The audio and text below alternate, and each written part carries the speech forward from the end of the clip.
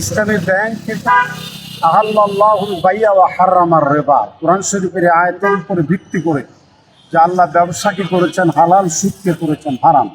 এটা থেকে এই হারাম কাজ থেকে বাঁচার জন্য কাউমি মাদ্রাসার ভাইয়েরা এখানে টাকা রাখে, প্রতিষ্ঠানের টাকা রাখে, আলিয়া মাদ্রাসার ভাইরা টাকা রাখে, বিশ্ববিদ্যালয়ের অসংখ্য প্রফেসর আছে, তারপরে এই বাংলাদেশের তাবলিগ জামাত, আহলে সুন্নাত ওয়াল জামাত থেকে শুরু জামাত শিবির তো আছেই।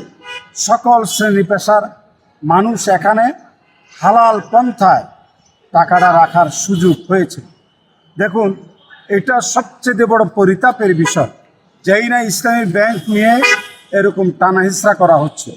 হ্যাঁ, এই সুযোগে আবার আদ্দিনের মতো একটা হাসপাতাল, যে হাসপাতালে বিশেষ করে বাংলাদেশে আদ্দিন হাসপাতাল এবং ইবলিসিনা চিকিৎসা জগতে, হ্যাঁ, এই চিকিৎসা জগতে যে মহানুভব হস্ত প্রসারিত করেছে, এটা অন্য কোনো হাসপাতালের পক্ষে দেখা যায় না।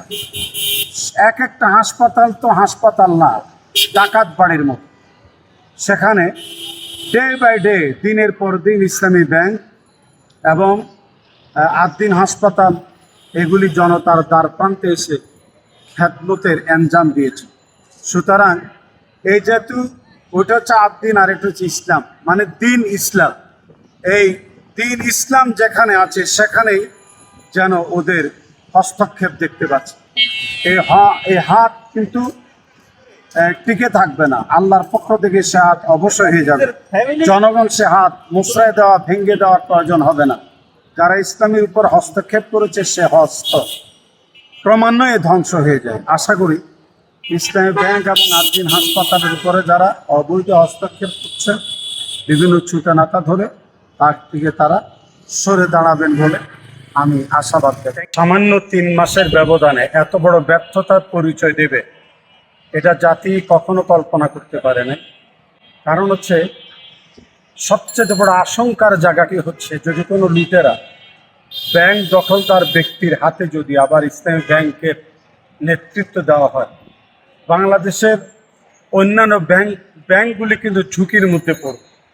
কারণ কোনো ডাকাত, কোনো দখলদার, কোনো লুটেরাকে যদি প্রশ্রয় দেওয়া হয় এবং ইসলামী ব্যাংকের মতো একটি আদর্শবান, যেটা সারা পৃথিবীতে 1000 শ্রেষ্ঠ সৎ ব্যাংকের ভিতরে খ্যাতি লাভ করেছে, সেই ব্যাংক যদি এই জাতীয় অনাকাঙ্ক্ষিত ব্যক্তিদের হাতে হস্তান্তর করা হয়, এটা অশনি সংকেতের মধ্যে পড়ে বলে আমি মনে করি।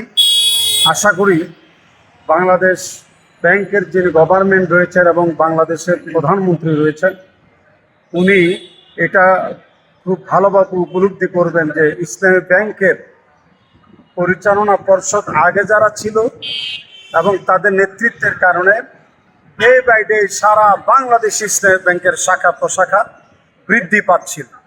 হঠাৎ এটার উপরে যে কালো খাবার শুরু হয়েছে, এ থেকে সরকারের হস্তক্ষেপ কামনা করছি। ইসলামী ব্যাংক যাদের ছিল তাদের হাতে আবার সেটা পুনর্বহাল রাখার আমাদের ইসলামী ব্যাংক সচেতন গ্রাহক ফোরামের অনিবার্য দাবি।